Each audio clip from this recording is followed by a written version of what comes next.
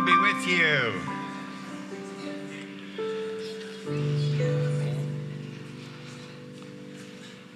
I know it's Lent. I know Canada lost. That's a very Lenten hockey game. But there's really only one good Canadian response to something like that. Will you rise as we sing "O Canada"? Please rise.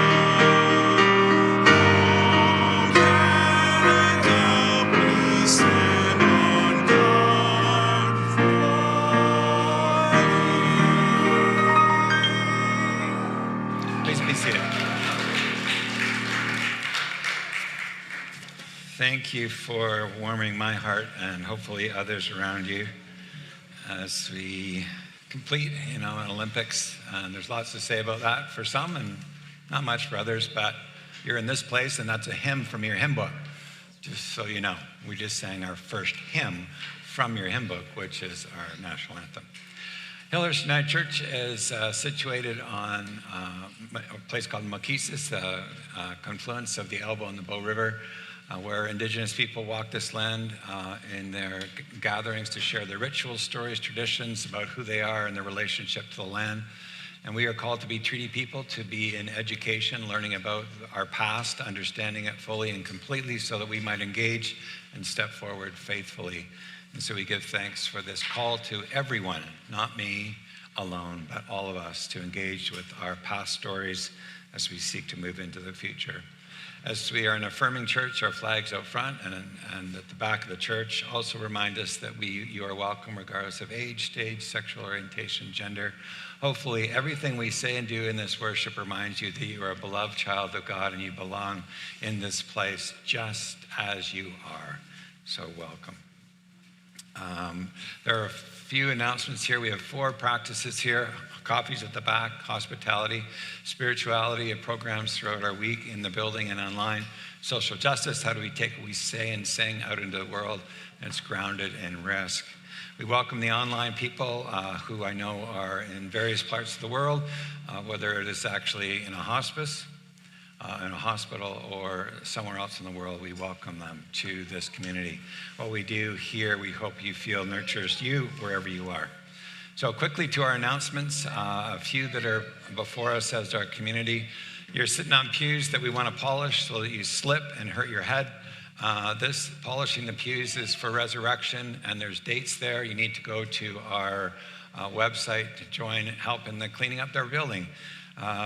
Behind this wall, you're welcome to peek under there. We can't raise the door, of course, because it's broken.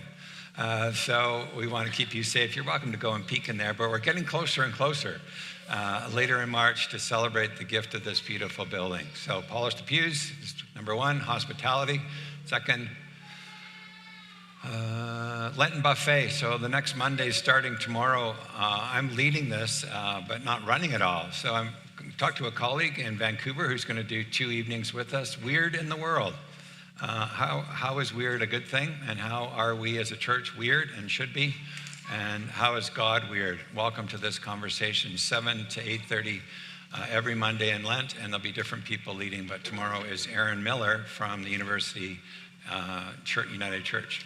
Next slide. Gathering of people today, 12:15, Sundays, book study North of Nowhere with Marie Wilson. You'll remember she was with us last year to talk about her book as it was launched. and we welcome you to that. You're welcome just to show up. If you don't have the book, I'm sure someone there will help you along the way. But North and Nowhere, 12:15. Next slide.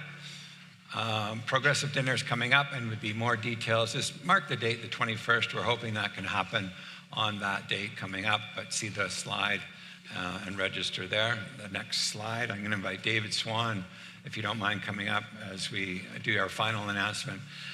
Tonight at 7 o'clock online. So you can go to our website tonight. There'll be a meeting from 7 to 8. And this is looking at our budget. We had a challenging and successful year, and we want to share gratitude for that as we step into our coming year in 2026. So tonight it's online, so you can be at home or wherever you are at 7 o'clock. And I'll invite David I'll get out of the way so David can say what he'd like to say. Welcome all, and gather round to hear a tale that will astound, about a girl who lost her way and a cock who held her in his sway. Mother Goose has come to town to tell her story all around. Women's tales are for the telling. What, my friend, can be more compelling? Well, diddly-do and diddly-die, a wandering minstrel I, and diddly-die and diddly-do, toss me a penny or two. Yes, Carolyn Pogue has done it again.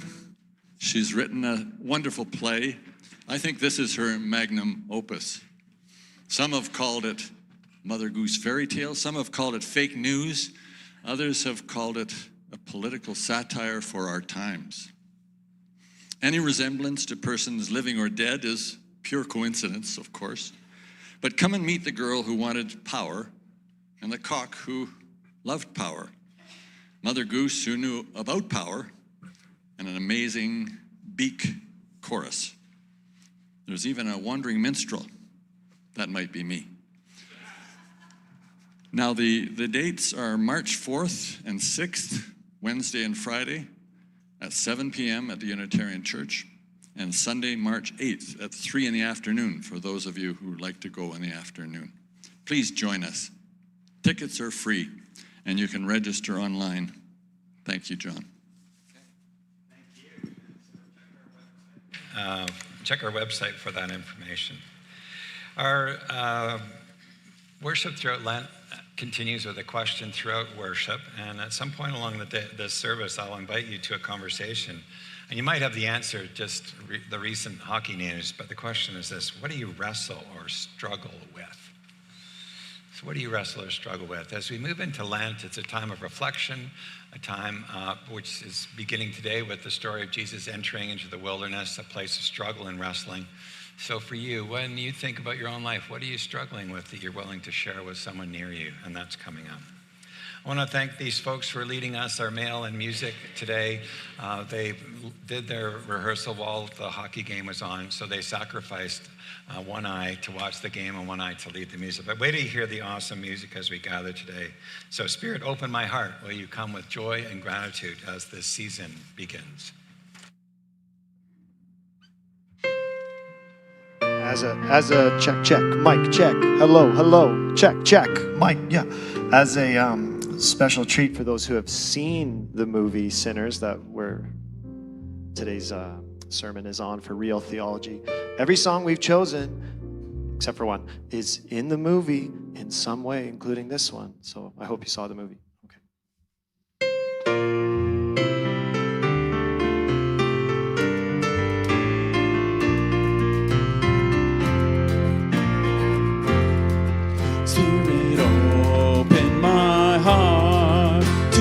Joy and pain of living, as you love me, I love, in receiving and in giving. Spirit, open my heart. God, replace my stony heart with a heart that's kind and tender.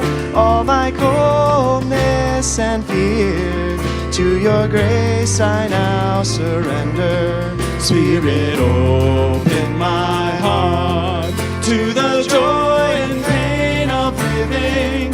As you love me, I love, in receiving and in giving. Spirit, open my Write your love upon my heart as my law, my goal, my story.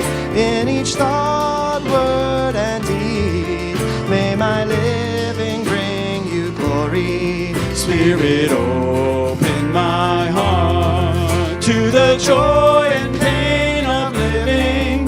As you love, may I love in receiving and in giving. Spirit, open my heart. May I weep with those who weep, share the joy of sister, brother, in the welcome of Christ. May we welcome one another. Spirit, open my heart to the joy and pain of living. As you love, may I love in receiving and in giving. Spirit, open my heart. Please be seated, yeah. I'm going to invite you folks in music to help us with this refrain. And maybe you want to say something about it, James. For this prayer refrain, you have two young dads here who are singing bedtime songs. And Sam, you're going to know this one because you get it every night. This is a little one verse from Thanks a Lot by Raffi. And it sneakily also refers to the Sinners movie because of the verse we chose. But it's just a nice calm, it sits on one chord, just really grounds you, and is a nice, thankful moment to reflect and end your day, or start your day in this case. So please sing. We're singing just this verse for our prayer refrain today.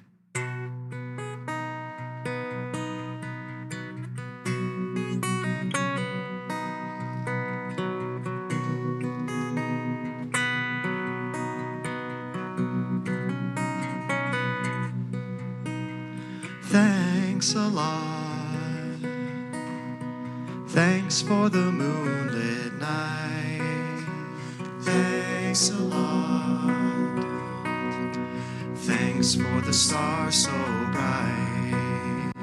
Thanks a lot. Thanks for the moonlit night. Thanks a lot. Thanks for the stars so bright. One more time. Thanks a lot. Thanks for the moonlit night. Thanks a lot. Thanks for the stars so bright.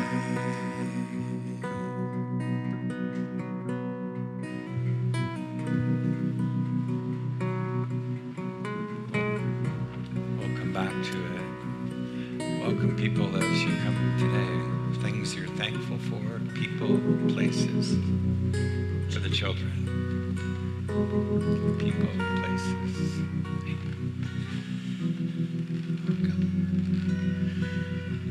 I give thanks for those who were able to gather yesterday at a rally in our city to celebrate our country. For all the Olympic athletes. And for Raffi. The great teaching of Father Greg Boyle. The teaching of Father Greg Boyle. Yeah. For mother-in-law who's in hospital. Remember Paul and Sandra Duto, who sit here. Paul's in a hospice and near ending of his life. People, places.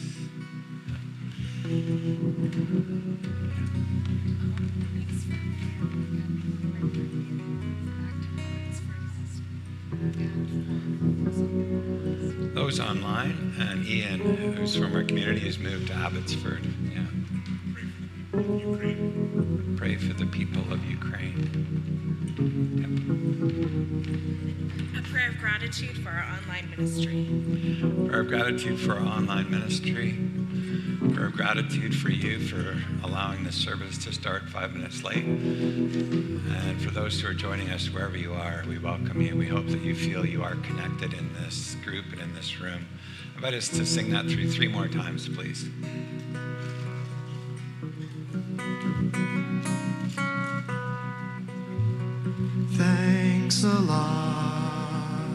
Thanks for the moonlit night. Thanks a lot. Thanks for the stars so bright. Thanks a lot. Thanks for the moonlit night. Thanks a lot. Thanks for the stars so bright. Thanks a lot. Thanks for the moonlit night. Thanks a lot. Thanks for the stars so bright. Please join me in our words on the screen as we continue our centering. As we journey, we pause here to reflect on life, to look in the mirror, to wonder at our world, to discover connections, to confess shortfall, to be embraced by your grace. Be among us, Spirit. Clear our eyes, open our hearts, move our bodies to be your people in this world. Hear our silent meditation as we continue in this space.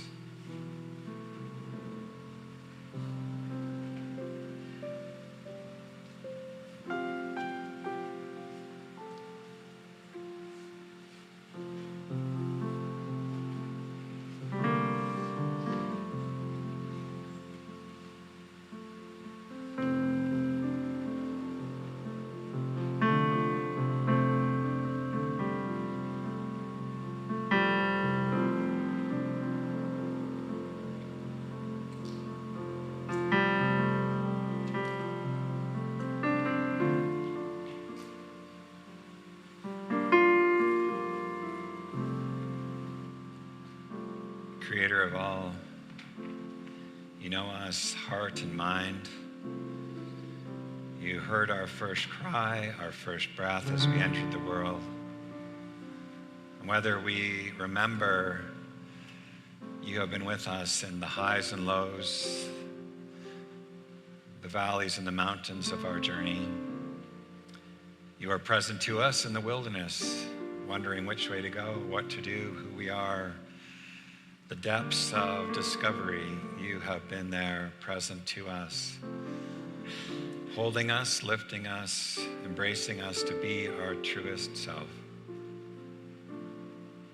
In the silence, we name people we're worried about. We name places of concern.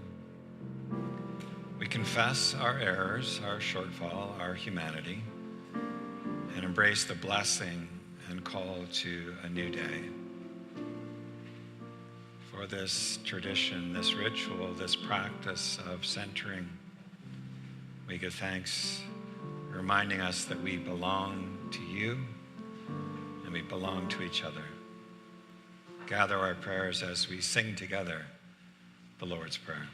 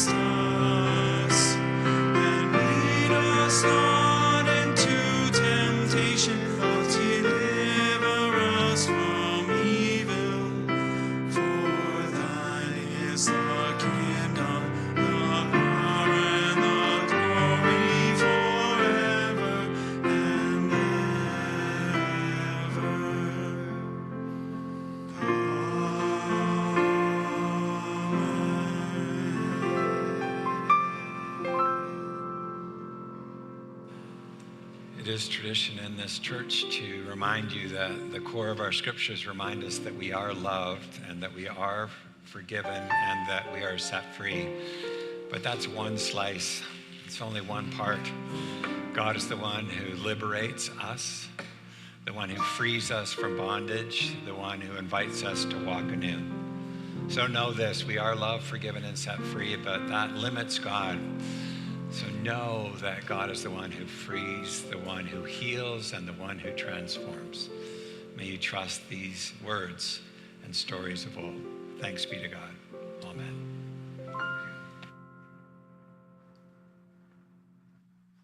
Okay, so our song for today, hold on, I gotta bring up there we go.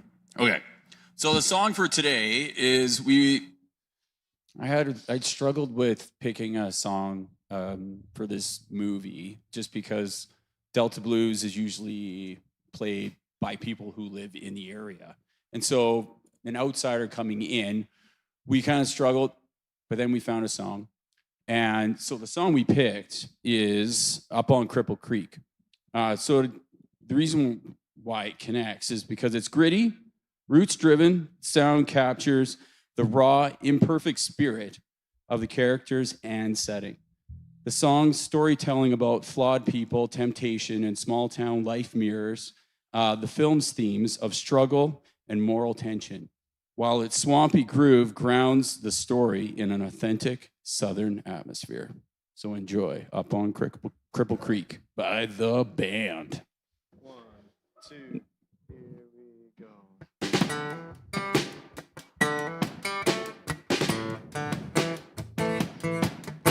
When I get off this mountain, you know where I wanna go. Straight down the Mississippi River to the Gulf of Mexico, to Lake Charles, Louisiana. Little Bessie girl I once knew, she told me just to come on by if there's anything that she could do. Up on Cripple Creek, she sends me if I spring a leak. She mans me, I don't have to speak. She defends me, a drunkard's dream if I ever did see one. Well, good luck had you stung me. To the racetrack I did go. She bet on one horse to win, and I bet on another to show. The odds were in my favor, I had 'em 5-1. And that night to win came around the track. Sure enough, we had won. Now up on Cripple Creek, she sends me if I spring a leak. She mans me, I don't have to speak. She defends me, a drunkard's dream if I ever did see one. I took up all of my winnings and I gave my little Bessie half.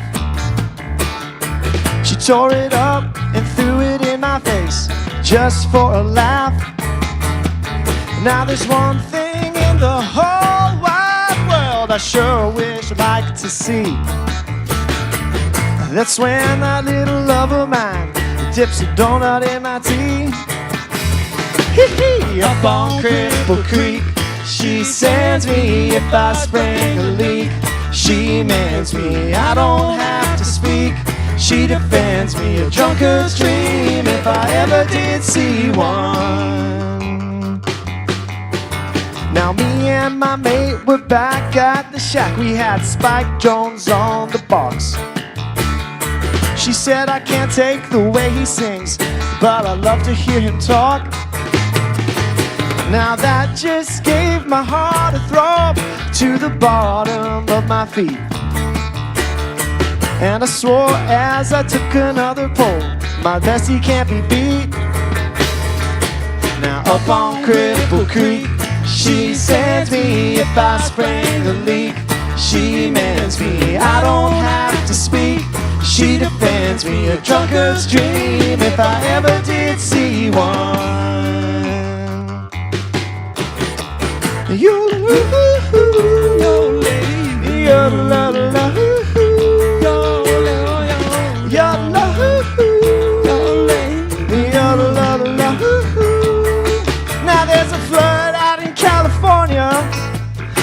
north it's freezing cold, and this living out on the road, it's getting pretty old. So I guess I'll call up my big mama and I'll tell her I'll be rolling in. But you know deep down I'm kinda tempted to go and see my Bessie again. Up on Cripple Creek, she sends me if I spring a leak. She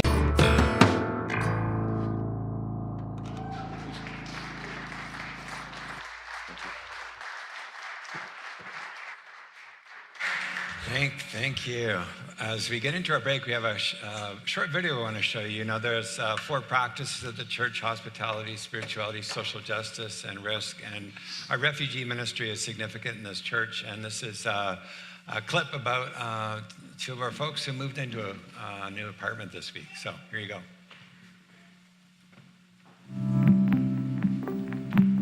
What are we doing today? We are moving things to move to the new address. Where are we going? Southwest. Southwest. We got a U-Haul. We got several cars and about 8 people on the job here. So we're doing a little bit of problem solving here, getting this large couch out and up the stairs. How does it feel that being in Canada for 1 year now? I really feel very happy, beautiful. I'm actually proud, and I'm happy volunteers are here to help us for everything. Thank you so much. Every time, like for the full year, I keep on asking myself, why is this country peaceful? For example, we've been staying in Northwest, but I can tell you, I've never met with the neighbors. Everything is cool. Everyone is living in his own space, so everything is beautiful. We liked living a private life. Now in Southwest Calgary, in Nolene and Ida's new place. There we are. Come. Celebrating with pizza. I'm very happy this is my new address in Calgary. Here is when we are going inside. This is the washroom. It's just perfect. This one is my bedroom. Ida. This is going to be my bedroom. It's just that I haven't prepared it yet. Bed. Yeah, I have new big bed. My kitchen, my fiance, my perfect. Mwah, love it. This is living room. You can see how beautiful it is, how big it is. Hi. And this is my new bedroom. The perfect one. Everything went good today with the volunteers. They assisted us moving things from Northwest to Southwest. Bye.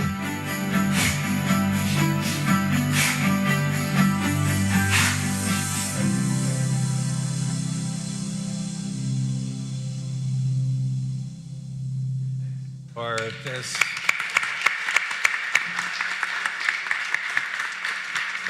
there are lots of people in the community who offer their gifts through their offering to ensure that this kind of work goes on, and so I give thanks and celebrate this new beginning. We're at our break. There's an opportunity to light a candle to make a gift so that ministry can happen, like the refugee ministry. Opportunity for coffee, and if you dare to have a conversation with someone about what they're wrestling with, whether it's Olympics or something personal or something global, a chance to have a conversation. What are you wrestling with? So we're combining those together, but most of all, greet those around you with warm words of peace. Peace be with you all. Good morning.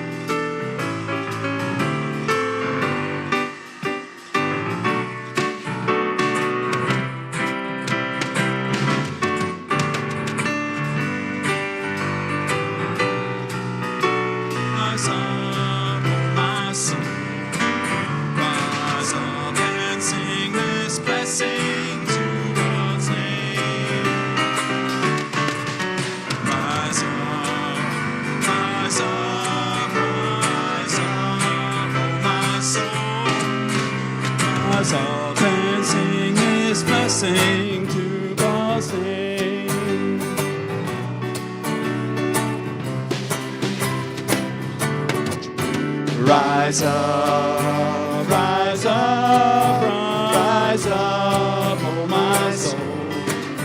Rise up and sing this blessing to God's name. Rise up, rise up, rise up, oh my soul. Rise up and sing this blessing to God's name. One more time. Stand and sing with us. Here we go. Rise up, rise up, rise up, oh my soul. Rise up and sing this blessing to God's name.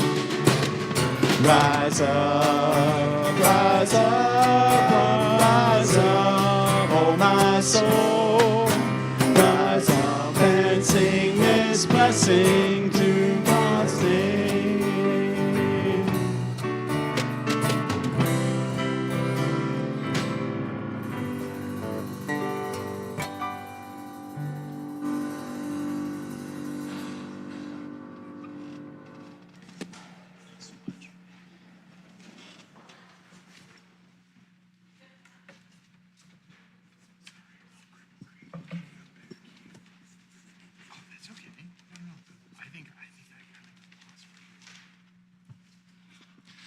I was watching the music being played earlier with your son up here, and I was thinking that is one of the functions of our faith, to pass to those who come after us some teachings and values. And the psalm I'm going to read this morning is very much in that same idiom. Happy are those whose transgression is forgiven, whose sin is covered. Happy those to whom the Lord imputes no iniquity, and in whose spirit there is no deceit. While I kept silence, my body wasted away. Through my groaning all day long I suffered. For day and night your hand was heavy on me, and my strength was dried up as by the heat of summer. And then I acknowledged my sin to you, and I hid not my iniquity. I said, I will confess my transgressions to the Lord, and you forgave the guilt of my sin. Therefore, let all who are faithful offer prayer to you in a time of distress, so that the rush of mighty waters shall not reach them. You are a hiding place for me. You preserve me from trouble. You surround me with glad cries of deliverance. Now I will instruct you, and I will teach you the way you should go. I will counsel you. I will put my eye upon you. Do not be like a horse or a mule without understanding, whose temper must be curbed with bit and bridle, else it will not stay where you want it. Many are the torments of the wicked, but steadfast love surrounds those who trust in the Lord. Be glad in the Lord and rejoice, O righteous, and shout for joy, all you upright in heart.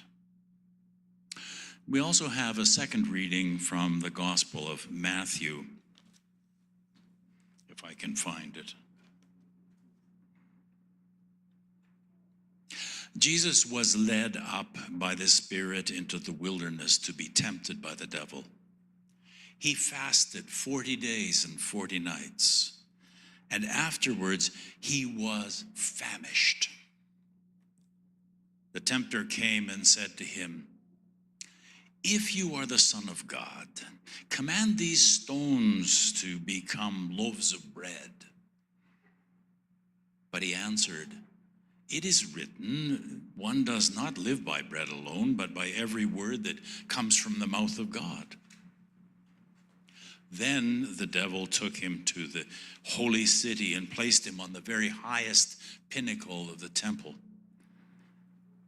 And he says to him, if you are the Son of God, throw yourself down, for it is written, he will command the angels concerning you, and on their hands they will bear you up so that you will not dash your foot against a stone. And Jesus said to him again, it is written, do not put the Lord your God to test. Again, the devil took him up to a very high mountain and showed him all the kingdoms of the world and their splendor. And he said to him, all these I will give to you if you will fall down and worship me. And Jesus said to him, away with you, Satan, for it is written, worship the Lord your God and serve only him. Then the devil left him, and suddenly angels came and waited on him.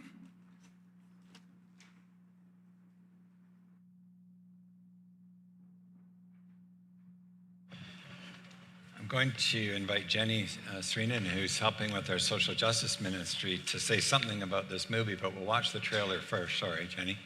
So this is the trailer for the movie Sinners, which we're looking at throughout this Lenten season.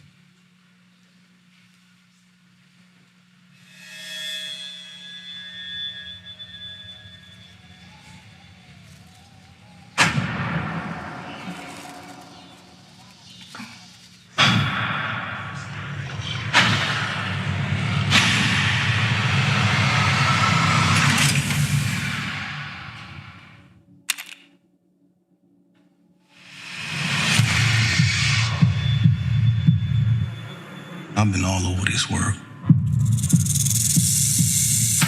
I seen men die in ways I ain't even know was possible. Love you, brother. Be careful. I will.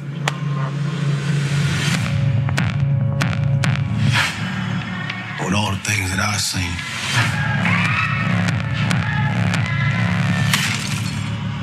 I ain't ever seen no demons,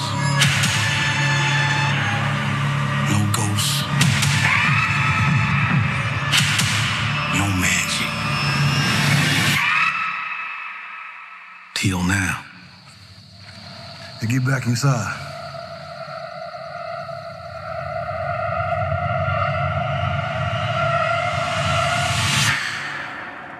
Let me in, man. Some weird shit going on out here. You keep dancing with the devil.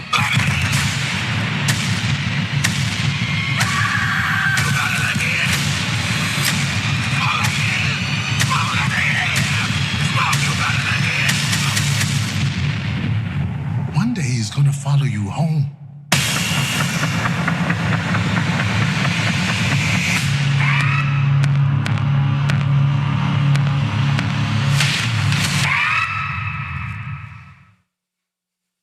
Okay, Jenny's going to explain all that to you right now. She made the mistake of saying she liked the movie to me, so that's how you end up doing this. There you go. Thank you.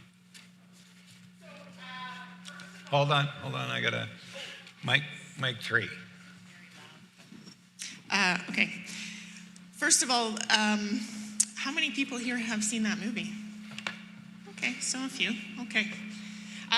So it has received a record-breaking 16 Academy Award nominations, more than any other movie ever. So I think that's a very interesting starting off point. So just to give you a little background, this movie takes place in Mississippi after the end of the First World War, and the twins, Smoke and Stack, return from working for Al Capone after they've done completed their military service. So they want to open a juke joint in their hometown with the profits from their work with the gangster. And as John said, yes, I love this movie. I thought it was rich with myth, metaphor, and meaning. And I love the music so far in the service because for me, the music was a central part of the experience. So as Greg mentioned, Mississippi Delta Blues was a central part of the movie, and it was blossoming at this time in the 1920s and 1930s. And for sure, that's been one of the most significant American contributions to global popular culture. It's like the basis of rock and roll, country music, hip hop. And it was created at a time when it was really hard to be Black and to be seen as a human being in this part of the world. And so in this movie, you can see the music really speaks to the ideas of exploitation, survival, and cultural resilience. And I think that's what this movie is really about. And the music in the movie really acts as sort of a tension point between the sacred and the secular and faith and art. And there's all kinds of wild interplay between those realms. I actually watched an interview with the director, and he said that his mother and grandmother and great-grandmother, he grew up in Oakland, California, but his grandmother was part of the Great Migration out of Jim Crow South, and he said his maternal ancestors were famous for their gumbo. And so he said he wanted to sort of make a film version of this gumbo. So it's really genre bending. It's kind of a gothic vampire action horror movie that's also got some funny parts too. And it's an interesting piece in the movie that I feel like Christianity kind of plays a role of being both a source of hope, but also a tool of repression for the characters in the movie. So if you don't think this movie is for you, if you're not really into vampire movies, I would encourage you to find the soundtrack and listen to the music, because I think that's a really integral part of the movie experience, and it's a really interesting interplay of the music too, because there's a lot of blues, but then there's modern music in it as well. So I just really appreciated this movie for what the director was attempting to do, with really having a deep look at the idea of resistance and cultural repression, and putting a supernatural spin on it. And he leaned into like Christian motifs, but as well like historical African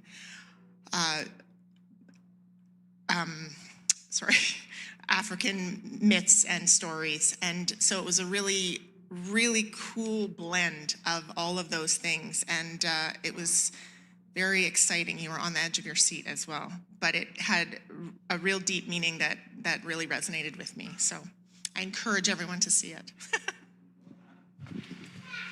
Thank you, Jenny.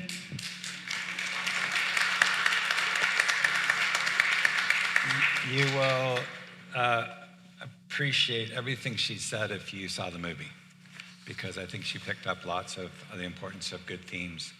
Let's just catch our breath before we launch into reflection on this. Let us pray. What a morning. Some people got up early to watch a hockey game. Some people are at home recovering. Some are here because this is what we do. We gather in this place, remembering that we belong to each other, that we belong to you, and when we remember that, love is born. Help us to pay attention. Help us to daydream. Help us to be present to you, O God, who knows us by name. Amen. This week I went to watch the movie for the second time, which is a real challenge if you didn't like it the first time. But I came out of it the second time liking it way better than the first time. And in fact, I've come to love it. And I wore this shirt today because I think this symbolizes the movie.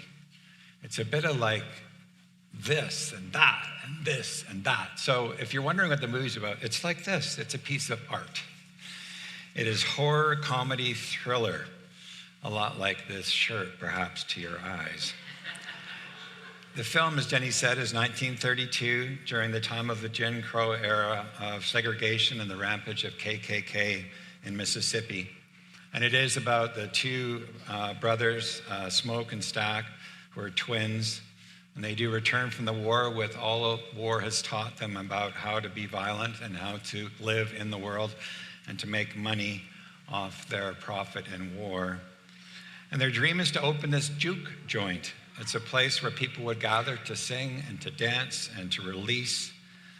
And these two twins are fearless. They open this dance hall after spending their money to provide a place for the community to gather as a community. And the movie is summed up in the line that you saw in the trailer: you keep dancing with the devil, one day he's going to follow you home. You keep dancing with the devil, and one day he's going to follow you home, is the preacher's words at the beginning of the movie. And the words he's speaking to his son, who is a musician who will play at the juke joint. Sammy is the one who has this great gift of music and guitar, and he's the one who, when he enters into the juke joint, meets not only those who are against him, but also the vampires, which is about the point in the movie where I went, I don't buy this. But it is, as Jenny said, a combination of African, Irish, and Choctaw, which is indigenous spirituality, all rolled in together. And these spiritualities are against the evil of the day, the evils of colonialism, the evils of slavery, the evils of racism. And in some ways, the juke joint provides a place to attend to and to be released from this oppression. We look at these movies because we want to hold the Bible in one hand and a movie in the other, or the Bible in one hand and the newspaper in the other, or the Bible in the one hand and a book in the other, because the role of good, faithful, good religion is to not avoid one, but to hold the tension of both as one. The juke joint, in some ways, holds that place and that space for that tension to be released. Black theology, which is a theology like creation theology, feminist theology. These theologies have a perspective and a lens that are so important because we have a lens and we need to know there are many lenses on the scripture. But theologian James Cone writes these words about the juke joint. Juke is sanctified space that operates in tandem with the church. Juke joint and church. iPhone and Bible. On Saturday night, people come to abandon for a time the physical and psychological oppression of segregation that they seem to endure all week long. So on Saturday night, they go to the juke joint to release, and then on Sunday in church, they receive the spiritual fortification and the need to face the coming week of oppression for the next week. And so Saturday and Sunday to go together. They sing in church, they shout, and they even dance as they are assured that God is still present in their lives, within their lives, just as they have experienced that same presence the night before at the juke. The wounds of segregation and oppression are healed by the blues played at the juke and by the spirited music they sing in church. And so that's why I love the music that these four men have offered today. And it comes together with hymns together. And these music, very different, are both central to this place and this church. The mix of spirituality and religion is so important as it goes against the oppression and the evil we know in the world. You need to hear that again. The spirituality needs to go against the oppression and the evil we encounter when we leave this building into the world. They are together, and it is so important because the connection of Saturday evening and Sunday morning is central to your life and mine. So much of good religion is not someone at the front telling you what to think, but inviting you to explore for yourself and discover for yourself the truth. And you can't escape the title, sinners, and not enter into a discussion about what sin might be. And as I think about the movie, you might say, is the sin in this movie the juke joint? Is it the music? Is it the KKK? Is it the vampires? Is it colonial harm? Is it the church? Where does the sin lie? Part of me has to say at the end of the movie, yes, all of it we could call sin. Sin by definition literally means to miss the mark. Perhaps you're at Side Street Bar on Saturday night and you're playing darts and you throw a dart and you miss the mark. That is a classic definition of what sin is, to throw a dart and miss the target. The word is hamartia. It's an archery term. And it's the only way that people could describe what is sin. It is to miss the mark. Who among us, we might say, who has missed the mark? All of us have missed the mark. Some might say that definition is okay. Richard Rohr might say it this way: to sin is to refuse to learn. That if you refuse to learn from your mistakes or refuse to say, I know it all, that is sin. Ultimately, we would say that sin is the illusion of separateness.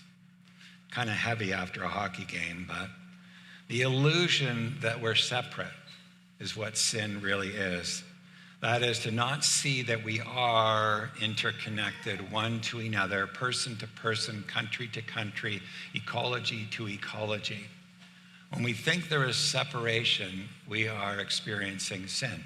So whether you call it miss the mark, refuse to learn, or the illusion of separation, all of it is sin. I picked up a book that is so important called Speaking Christian by Marcus Borg. He's the one that's kept me in my work. Came out about 20 years ago. Without him, I probably wouldn't be standing here. I'd be working somewhere else. He takes much of Christianity and helps it to make sense, and he takes some of the tough words that people associate with you. If you snuck in here and nobody saw, that's one thing, but if they saw you came here, you might be associated with words like sin, salvation, heaven, and hell, and all kinds of these theological words are misunderstood by the general public unless they should dare to step in to a church like this on a Sunday morning. And sin is one of those words that is often misunderstood. First of all, we take it like the psalm that was read a few moments ago as something personal, something someone does that we say morally is wrong. It is something that we might say is what we want to assume is wrong, whether it is or it isn't. Usually that involves some kinds of prejudice on our part to prejudge someone. It's like the joke that goes like this. This preacher stood in the pulpit and said, shit, I want to tell you there's 2,000 people in Calgary who are homeless. And the truth is you're more worried that I said the word shit than you are that there are 2,000 people who are homeless. So often we want to judge someone else for what they have said, and it becomes very personal rather than corporate. I'll get to that in a moment. Borg says in this book that behind every sin is two things. One is either hubris, that is, we puff ourselves up with arrogance and truth and wanting people to think just like us, and we demonize others for sport. It's so narcissistic to puff ourselves up, to think we have the truth and we are better. And we see this right now in our southern border of people who are leading countries with that kind of arrogance and authoritarianism. It is all about that kind of hubris, narcissism. That is sin, according to Borg. But equally, sloth is a sin. Sloth is a sin, and that's those who don't care, don't do anything, say it's not my problem. Harvey Cox calls this sloth, the phrase is, leave it to the snake. If you know the story in Genesis, when the snake talks the people into evil, he said, sloth is those who refuse to take responsibility for what's going on. It's apathy. So whether you're puffing yourself up in hubris or you're saying, I don't care, both, he would say, are the root of however we define sin, either puffed up or sloth. I witnessed and experienced this in a classroom once when a professor said to those in the class, what do you make of the fact that we have the potential to blow up the entire world with nuclear weapons? And a person put up their hand and a woman said, I don't care about that at all because God will just create another one. That's the apathy that was stark in this room that caused me to write a letter, which is where my letter writing campaign began at Princeton Theological Seminary. And I wrote about the sin of apathy, or you might say the sin of sloth, of doing nothing.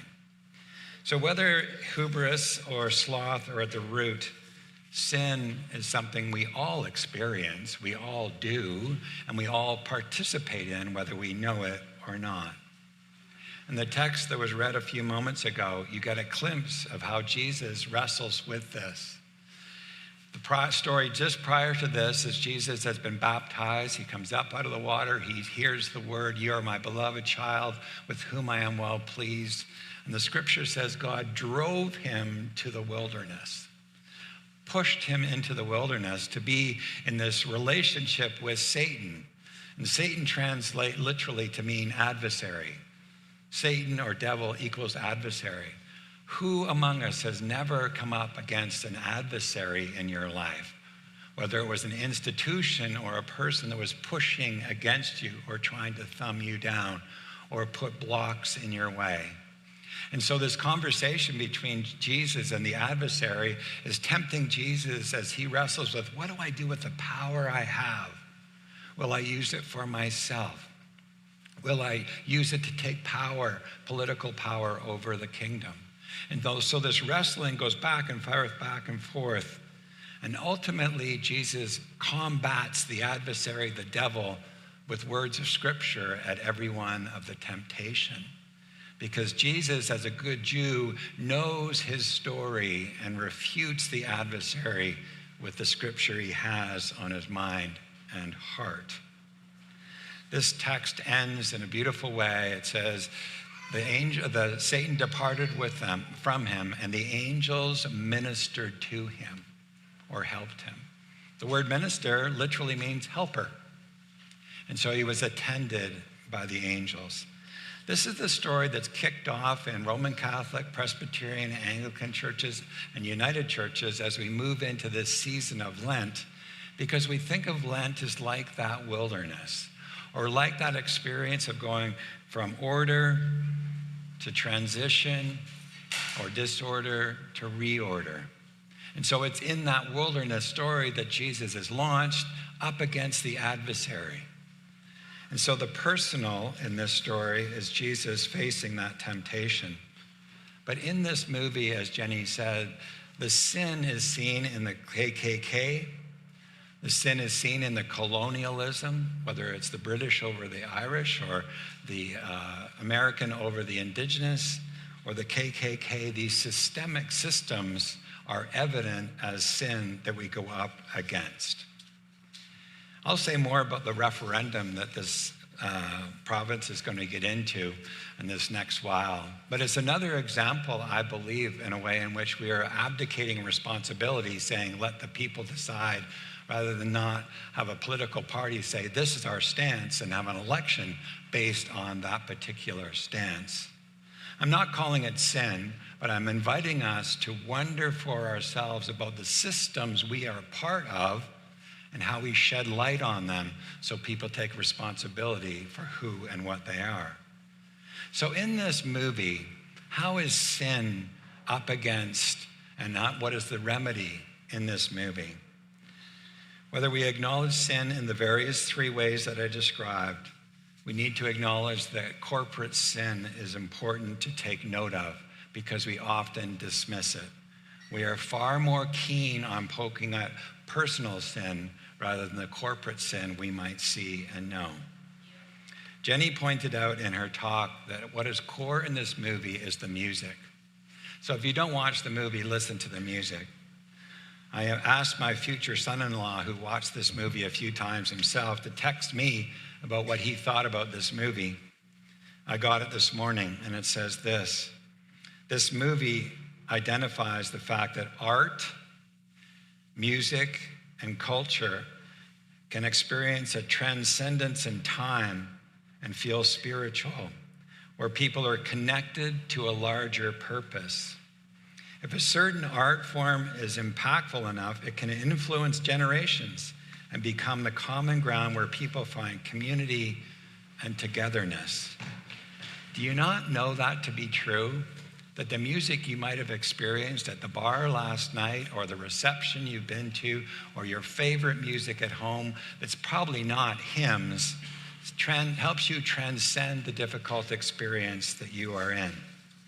I certainly knew that through my divorce. There was a song that I played over and over and over and over and over again until I was healed. We know that music plays this kind of role in this movie and in our own life. And it is that blending together that you experience in this movie of both sacred and I'll call it secular, though it's all spiritual music. We know that music does this. We also know sometimes in church we will sing things we do not believe, but there's something about the melody of the song that speaks and inspires our transcendence.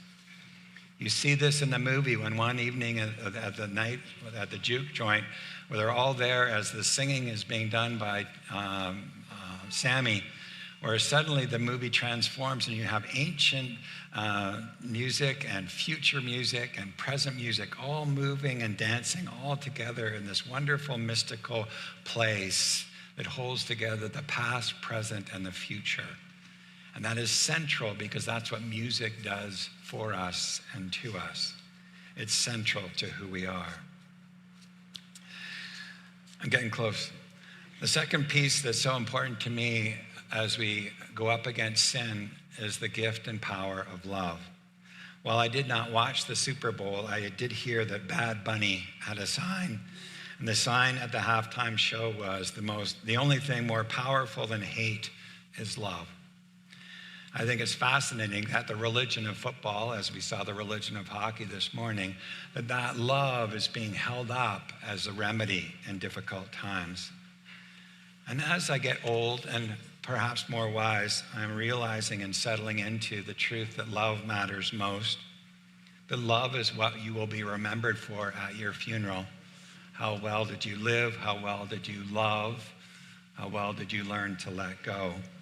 And I was so surprised yesterday that as I had the Bible in one hand and the newspaper in the other, the Globe and Mail, there's a remedy for the politics we are living that I will make accessible to you because I know you all don't have a subscription.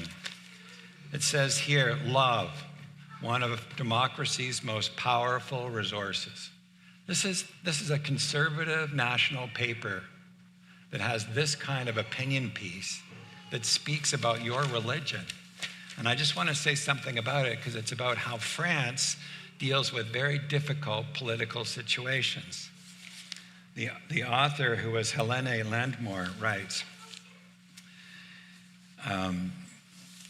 basically, without getting into it too much, that what we end up doing in politics is having people who have their divisions debate and argue and beat each other to death, and it never really brings people together. It says, the premise of citizen assemblies, which is what they're called, is simple but radical. Instead of leading polarizing questions to professional politicians locked in partisan combat, you select a large demographically representative group of citizens by lot.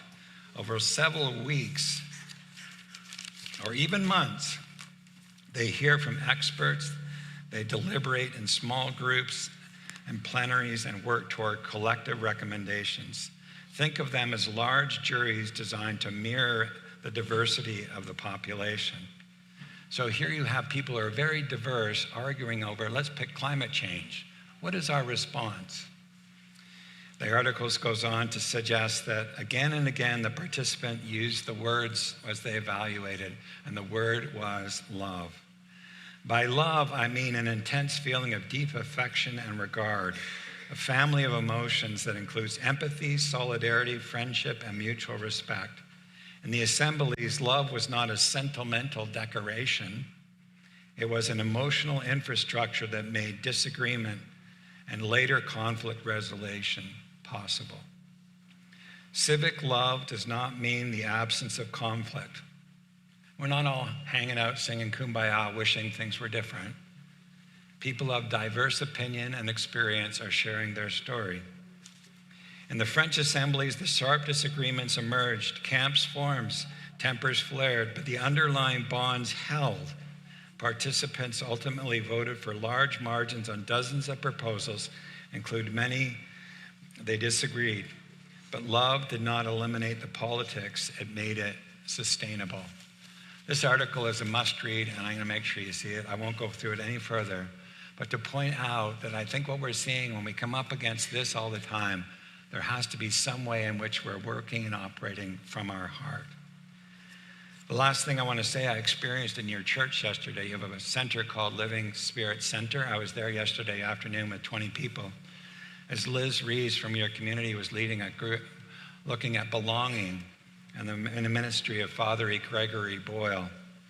And in that circle, as we watched a video of his work, who works with those who have been in prison and returning in LA to become part of the society, they realized that people needed education, they needed work, and they needed support. And the church came together to address that. In the practice, Gregory Boyle says, we need to remember that we all belong. And this phrase is the phrase they use to help guide what they do. You fill in the word, blank happens when we forget we belong to each other. Something, I put violence happens when we forget we belong to each other. You might put greed happens when we forget we belong to each other. You put the word in. But the point of this phrase is to remind people that we belong to each other.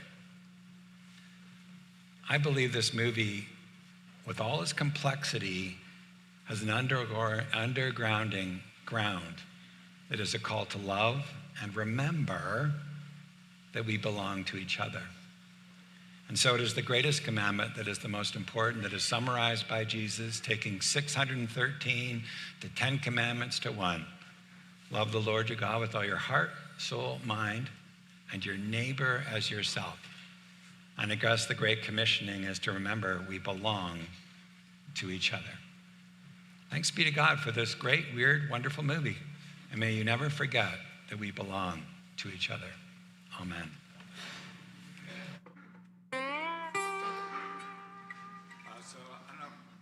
I'll say it or you're going to say it, but this little light of mine is the beginning of the movie and at the very end of the movie. Is that what you would want to say? You have to wait till the credits end, and then, yeah, you get a little treat. Yeah. Don't get up and run out of the movie early. Wait to the bitter end.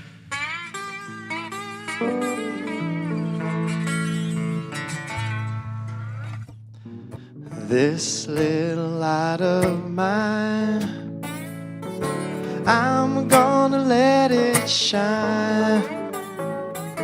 This little light of mine, I'm gonna let it shine.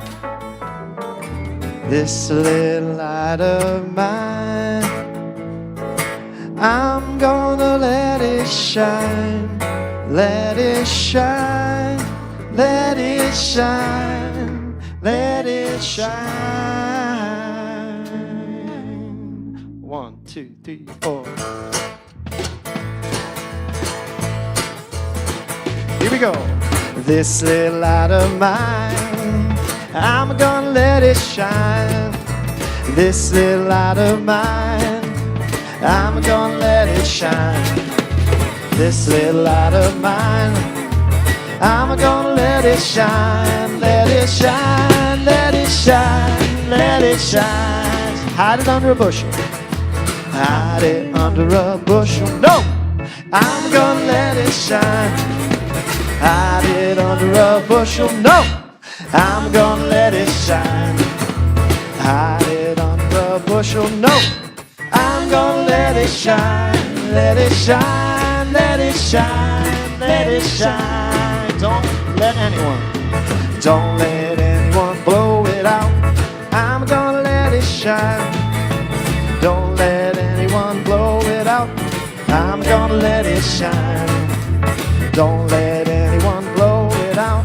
I'm gonna let it shine. Let it shine, let it shine, let it shine. See the light. See the light spreading around the world. I'm gonna let it shine. See the light spreading around the world.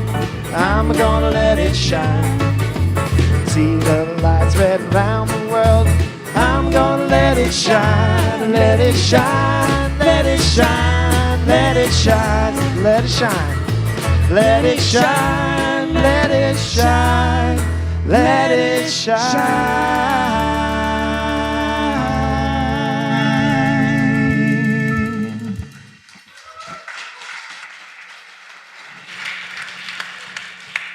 For our blessing, I invite you to repeat after me. We belong to God.